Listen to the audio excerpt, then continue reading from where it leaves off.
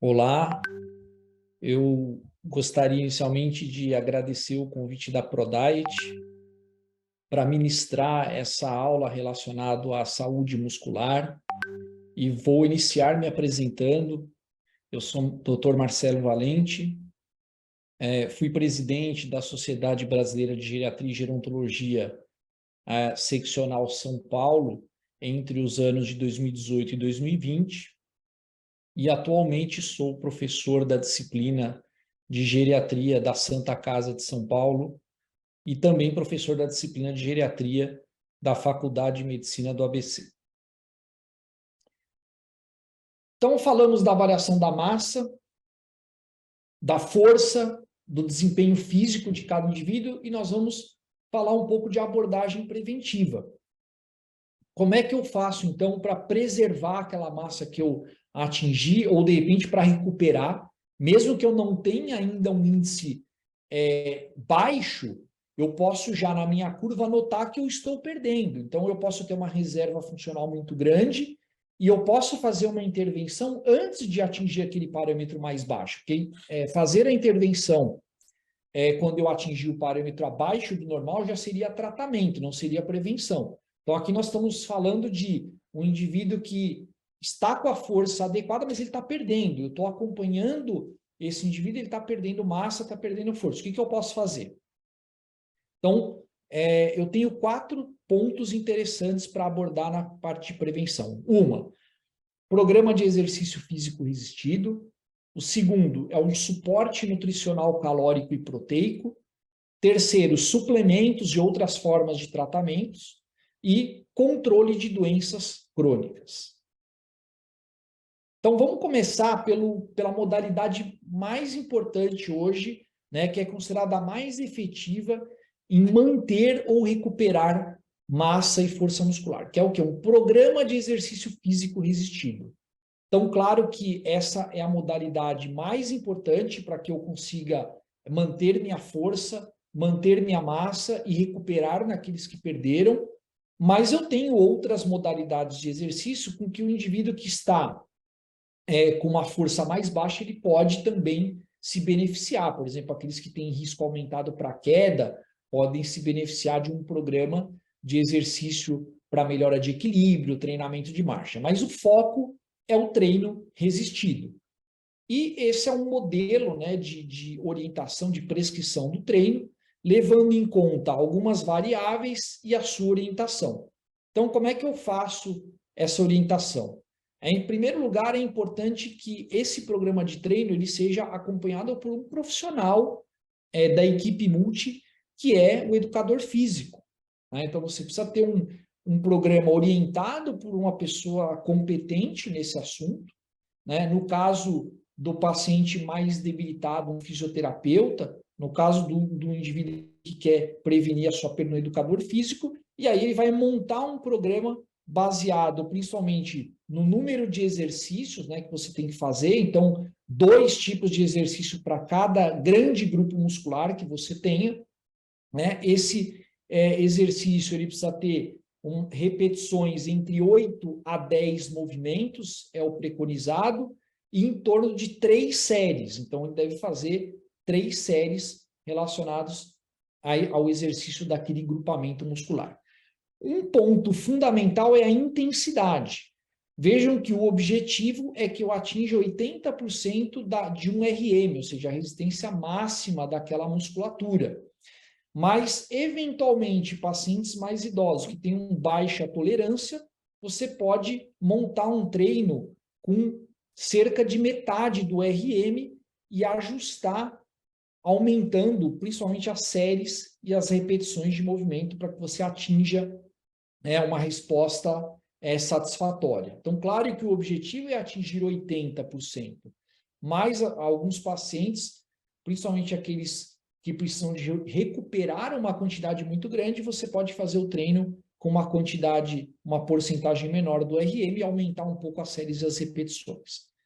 Um ponto fundamental no programa de treino resistido é o quê? A progressão de carga. Então, isso é muito frequente, né? O paciente ele vem até a avaliação e aí você questiona o paciente se em algum dia ele faz o exercício físico e ele fala, não, eu faço, eu pego o meu peso, o meu halteres de 1 ou 2 quilos e faz muito tempo, faz 6 meses que eu faço já o exercício. É importante que ele progrida a carga. Então, muitas vezes, ele faz o exercício, mas ele estabiliza numa carga fixa. E aí ele não aumenta a força, passa a não aumentar a massa. Então, é importante que, para que ele atinja o resultado esperado, haja uma progressão dessa carga a cada 2 semanas. E, por último, a frequência. É importante que o indivíduo faça, no mínimo, 2 a 3 vezes por semana esse treino resistido.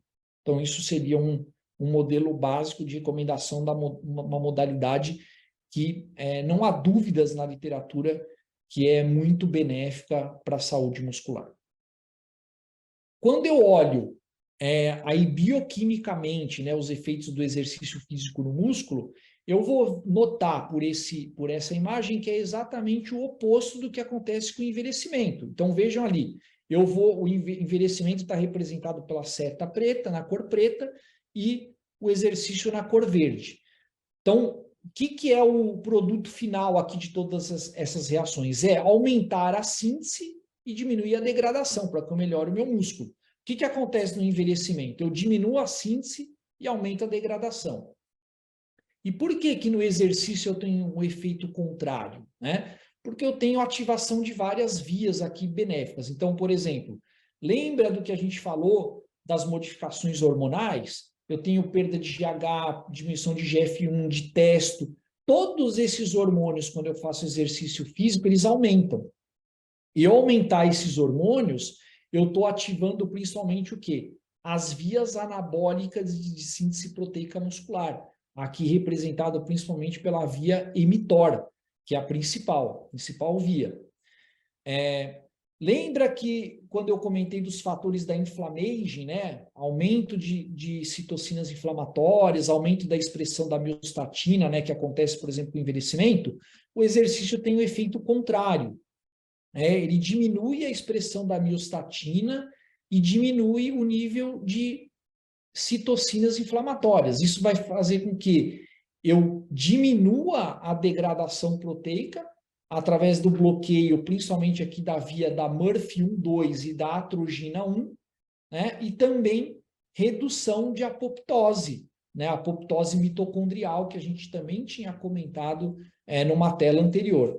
Da mesma forma, quando eu faço exercício, eu aumento o quê? A biogênese mitocondrial. E a mitogênese mitocondrial, ela está associada à maior síntese proteica. Ou seja, eu tenho vários benefícios do exercício, vocês estão vendo exatamente que o efeito é o oposto do que vai acontecendo à medida que eu vou envelhecendo. Nutrição, que é o segundo pilar importante para a saúde muscular. Vejam esse trabalho aqui, essa revisão sistemática com meta-análise, comparando a ingesta calórica e proteica entre idosos com e sem sarcopenia, ou seja, aqueles que já estavam com a saúde muscular muito comprometida e aqueles que ainda tinham a saúde muscular adequada.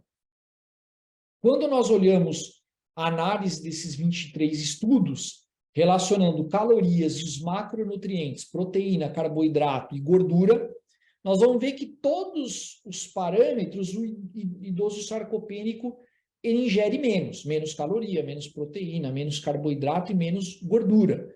Mas quando nós olhamos a significância estatística com relação ao grupo com boa saúde muscular, os dois principais componentes são uma menor ingesta calórica e principalmente uma menor ingesta proteica, né? Então, reforçando aquilo que a gente comentou entre os fatores de risco principais nutricionais, pouca caloria e pouca proteína. E vejam o tamanho da significância dessa menor ingesta.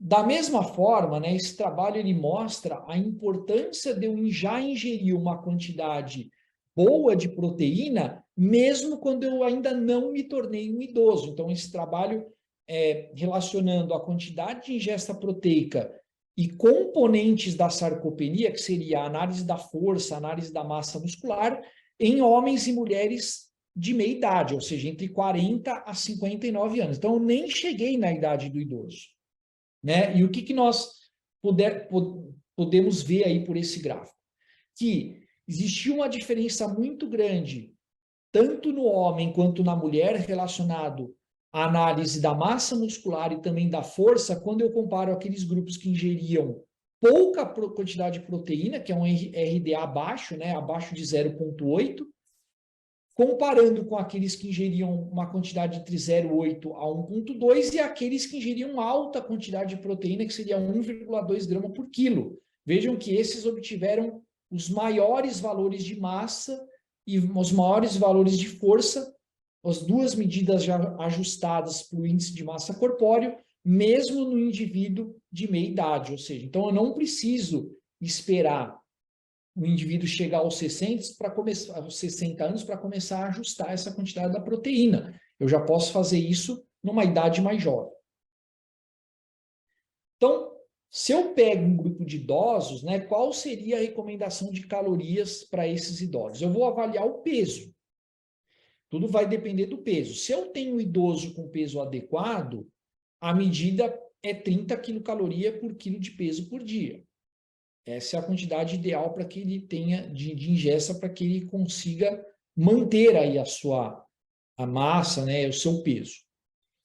Se eu tenho um idoso com baixo peso, ou seja, índice de massa corpórea aqui, considerando a massa corporal menor do que 21 kg por metro quadrado, aí eu tenho que aumentar essa caloria.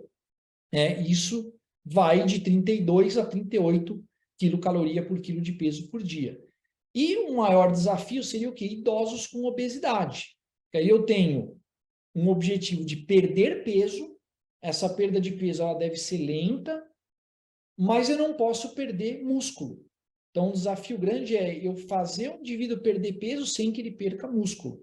Para isso, eu tenho que ter uma perda lenta, em torno de 0,5 quilos por semana, com o objetivo de atingir aí 8 a 10% de perda do peso corporal total, num período em torno de 6 meses. Então, essa perda ela deve ser bem gradual para que eu consiga ter sucesso, né, na redução, por exemplo, dos pacientes que têm obesidade e uma perda, né, dessa saúde muscular.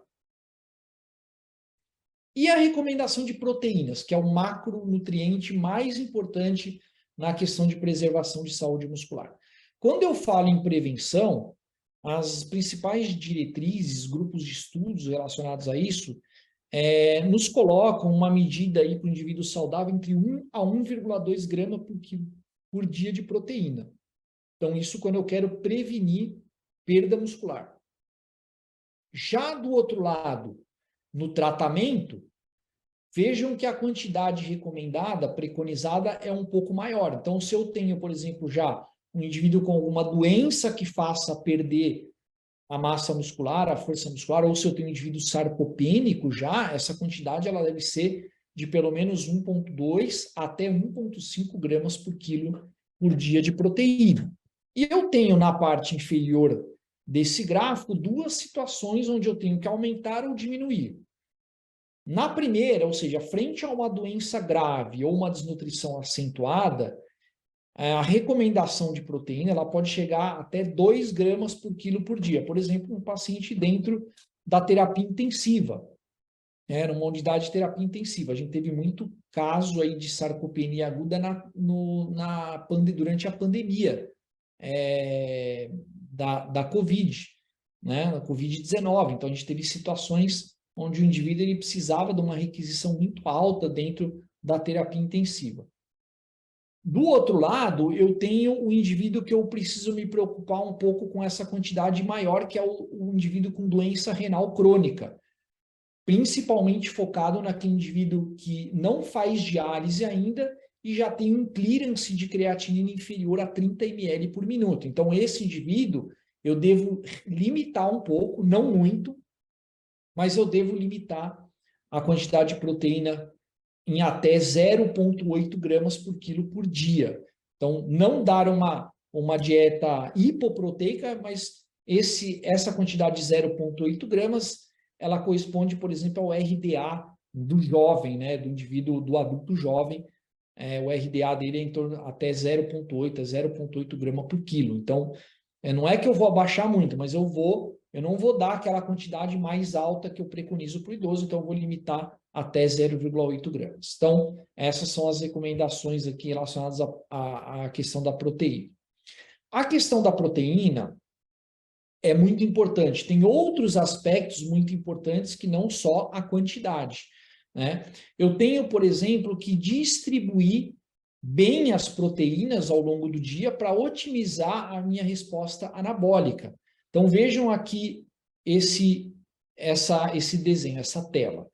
Eu tenho um indivíduo com 75 quilos, onde eu calculei uma necessidade de 1,2 gramas. Aqui um paciente que eu quero prevenir a perda de massa muscular e deu 90 gramas de proteína por dia. E aí eu tenho aqui um indivíduo à esquerda, onde eu dividi 30 gramas de proteína em cada uma das principais refeições, café da manhã, almoço e jantar. E esse indivíduo à direita, eu tenho o consumo das mesmas 90 gramas, só que dividido em só 10 gramas no café, 20 gramas no almoço e 60 gramas no jantar. Qual que é a diferença entre esse indivíduo da esquerda para a direita? O indivíduo da esquerda, ele vai atingir, ao longo do dia, 3 estímulos completos de síntese proteica muscular, ou seja, ele vai atingir capacidade máxima, ele vai ter 3 estímulos anabólicos completos. Enquanto o indivíduo da direita, ele só vai atingir o pico da síntese proteica máxima uma vez que é no jantar. E, inclusive, ele vai desperdiçar aquela quantidade excessiva de proteína, porque a partir de um certo nível, eu tenho um platô, onde eu não tenho mais benefício de consumir proteína naquela ocasião, né? Enquanto eu tenho outras 2 refeições com uma quantidade muito baixa de proteína.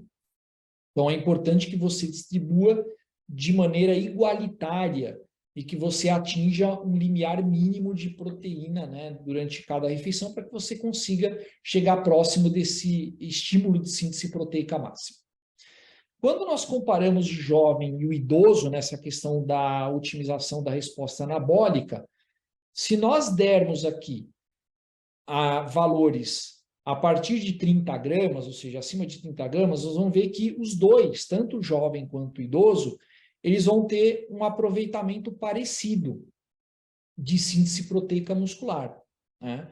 Agora, quando eu dou uma quantidade baixa, por exemplo, de 20 gramas para baixo, eu posso ter uma diferença de até 50% a menos de aproveitamento no idoso. Então, o indivíduo idoso, eu preciso dar uma quantidade mínima para que ele tenha uma boa síntese proteica muscular. Já o jovem, ele consegue aproveitar um pouco melhor. Então, vejam esse gráfico aqui da direita, né? Eu tenho aqui dose de proteína e a síntese proteica muscular máxima. Quando eu dou 10 gramas, né, de proteína, olha o que acontece com o indivíduo idoso. Ele vai para 25% de síntese proteica máxima, enquanto que o indivíduo mais jovem, ele consegue aqui dar, né, uma quantidade de síntese maior. Quando eu dou uma quantidade aqui de 20, né, eu começo a aumentar, vejam que as bolinhas elas começam a ficar mais próximas.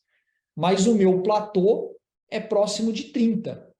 Então, quando eu dou mais do que 30, aí eu meio que igualo, né, a curva do jovem, que é essa cheia, né, e a curva tracejada, que é o idoso. O mesmo acontece, por exemplo, com o limiar de leucina. Então, o idoso ele precisa de ingerir uma quantidade muito mais alta de leucina, comparando-se ao jovem, para atingir 50% da síntese proteica máxima. Então, por isso que o recomendado é que nós tenhamos um planejamento para que aquele indivíduo ele consiga alcançar pelo menos 25 a 30 gramas de proteína em cada refeição. Então, vejam que a partir do 25 aqui, eu já estou entrando nesse platô de síntese proteica máxima. Outras formas, né, que eu posso fazer de suplementos ou outros tratamentos que podem, inclusive, ser preventivos, né? Então, aquele paciente que tem uma ingesta baixa na alimentação ou que eu quero suplementar para ele ter um ganho maior num programa de treino resistido, eu posso utilizar o whey protein, né, numa dose de 25 a 30 gramas, né, quando eu for suplementar. A leucina, né, que é o aminoácido mais anabólico, eu tenho uma resposta no idoso a partir de 3 gramas, 3 a 5 gramas, né, por dose, mas a partir de 3 gramas eu já tenho uma resposta. Vitamina D, que é o colecalciferol, vitamina D3.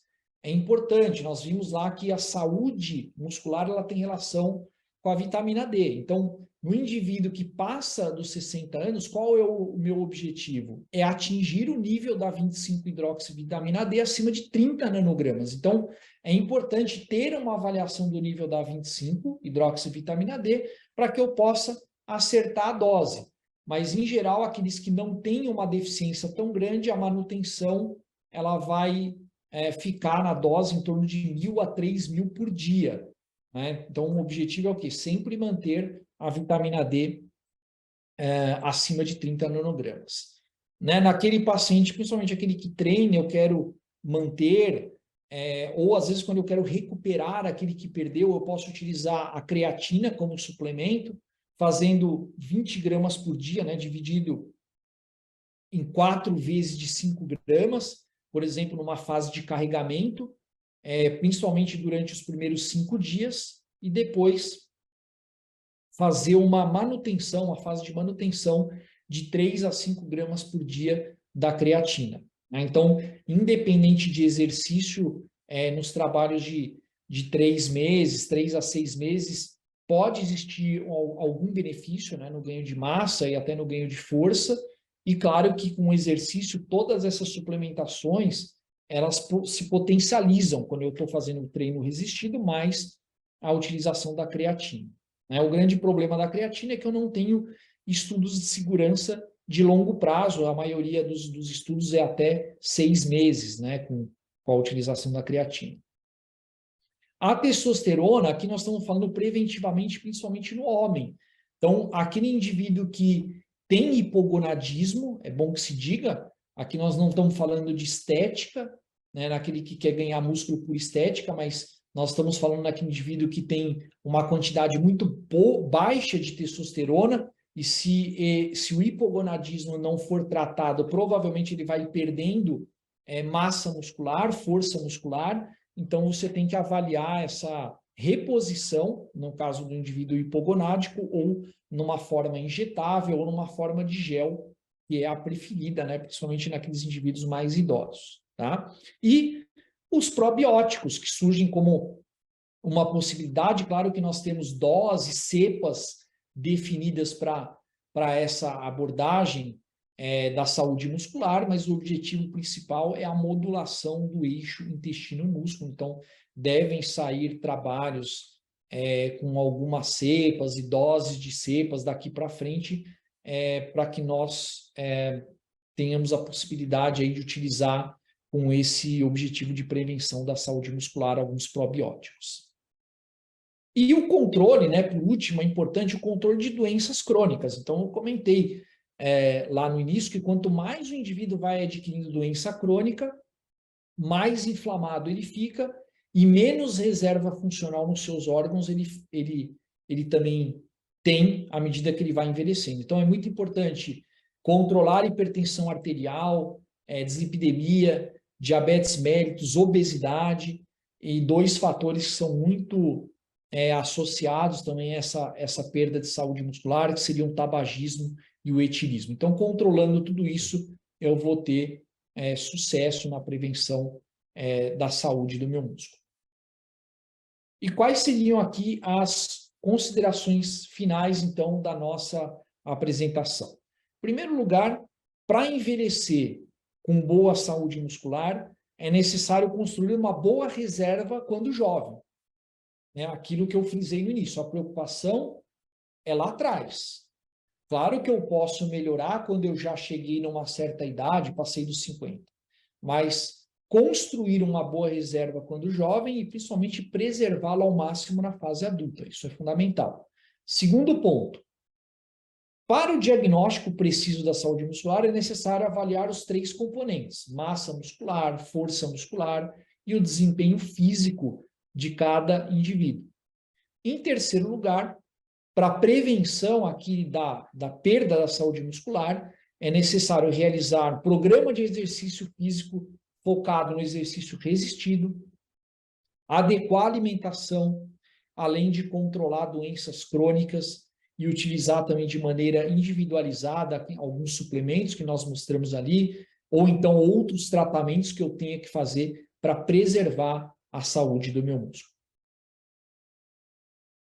Eu vou agradecer a atenção de todos vocês, deixar meu contato no Instagram, agradecer principalmente a ProDiet, a toda a equipe da ProDiet, pela oportunidade de falar sobre um tema que é tão importante nesses últimos anos, vem sendo muito estudado e faz parte, né, de todos os congressos de nutrição, de envelhecimento, que é a saúde muscular.